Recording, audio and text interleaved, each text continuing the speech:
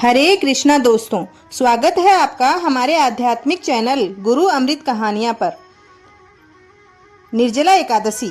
इस वीडियो में हम लोग जानेंगे कि निर्जला एकादशी का नियम क्या है, पूरे अच्छे से और डिटेल में। इससे पहले हम लोग जान लेते हैं कि हमको एकादशी का व्रत किस दिन करना है। देखिए, जून में एकादशी 6 और 7 तारीख को पड़ रही है।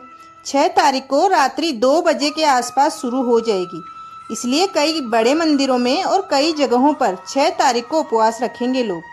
तो वह भी सही है, गलत नहीं है। लेकिन वहीं 7 तारीख को सूर्योदय से एक दंड के भीतर एकादशी भी है।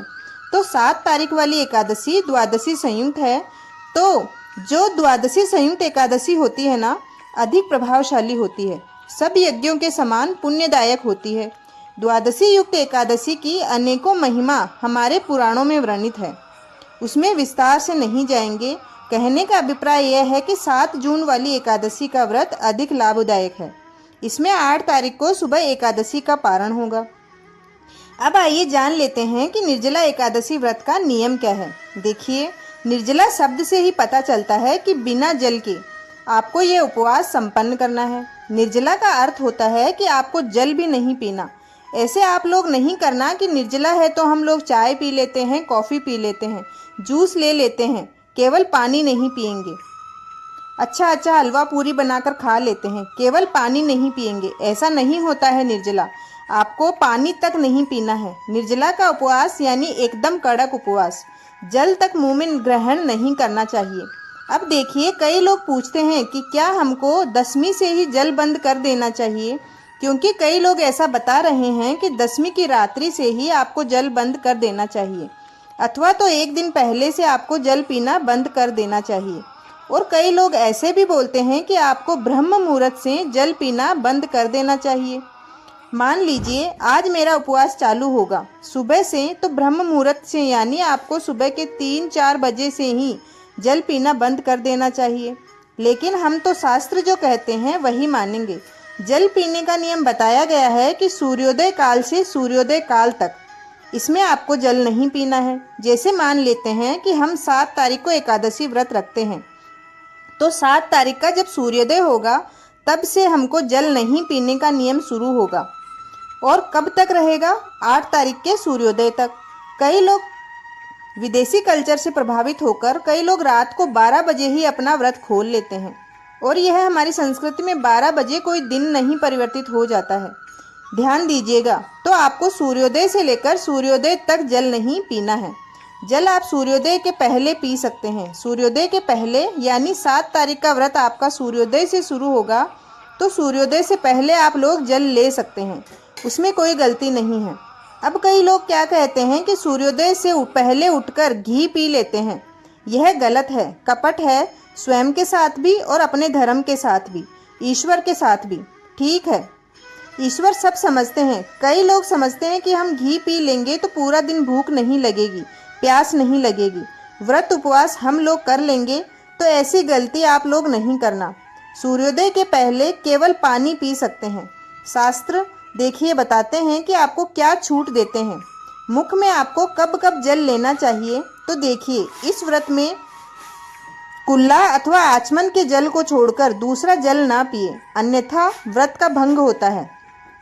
वॉशरूम अथवा बाथरूम जाते हैं ना, तो उसके बाद जब हम लोग हाथ पैर धोते हैं, मुंह का कुल्ला करते हैं, कुल्ला हो गया ठीक, इसके बाद आप जल मुकम्मल नहीं ले सकते। बाकी हम पूजा पाठ में बैठते हैं और भगवान का चरणामृत लेते हैं, तो वह भी मान्य है।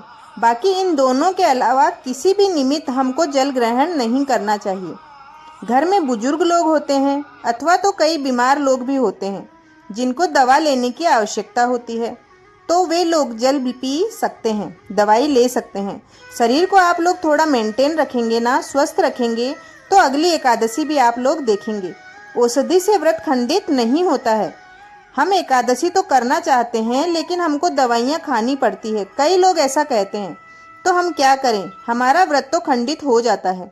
औषधि से व्रत खंडित नहीं होता है। यदि आप व्रत करते हैं तो औषधि लेना पड़े शरीर के स्वास्थ्य के लिए, तो आप ले सकते हैं। अब देखिए, सब लोग तो निर्जला नहीं रख सकते, तो जो लोग निर्जला नहीं रखना चाहते हैं, एकादशी का व्रत करना चाहते हैं, तो वह कर सकते हैं। हाँ, उनको वह पुण्य नहीं मिलेगा, वह प्रभाव आपको नहीं मिलेगा जो निर्जला एकादशी का व्रत करने से, अच्छी तरह पालन करने से मिलता है। कौन सा पुण्य? 12 शुक्ल पक्ष की एकादशी और 12 कृष्ण पक्ष की एकादशी का पूर्ण पुण्य हमको नहीं मिल पाता है। लेकिन आपका एकादशी का नियम तो रहेगा ही, भगवान के प्रति श्रद्धावान होकर एकादशी कर लेना है। सेंधा नमक भी एकादशी के पुण्य प्रभाव को खत्म करता है।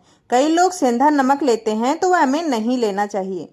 किसी कारणवश अगर हम निर्जला एकादशी नहीं रख रहे हैं, नहीं रख पा रहे हैं तो दुखी नहीं होना। बस भगवान से प्रार्थना करना है कि भगवान, हमसे जितना हो रहा है हम उतना कर पा रहे हैं, हमको पुण्य की आवश्यकता नहीं है। प्रभु, हम तो आपको चाहते हैं, आपके प्रेम को चाहते हैं, आपकी प्रसन्नता को चाहते हैं। ऐसे खूब हृदय से प्रार्थना करके भगवान के प्रति समर्पित हो जाना है। श्रोतागणों, इससे आपकी भी एकादशी सफल हो जाएगी। उम्मीद करती हूँ आपको यह जानकारी अच्छी लगी होगी। पानी हमको कब ग्रहण करना है, कब ग्रहण नहीं करना है, और किनको ग्रहण करना है और किनको ग्रहण नहीं करना है। अगर आपको जानकारी अच्छी लगी हो तो चैनल को जरूर सब्सक्राइब करें और अपने कमेंट बॉक्स में जरूर दें। धन्यवाद।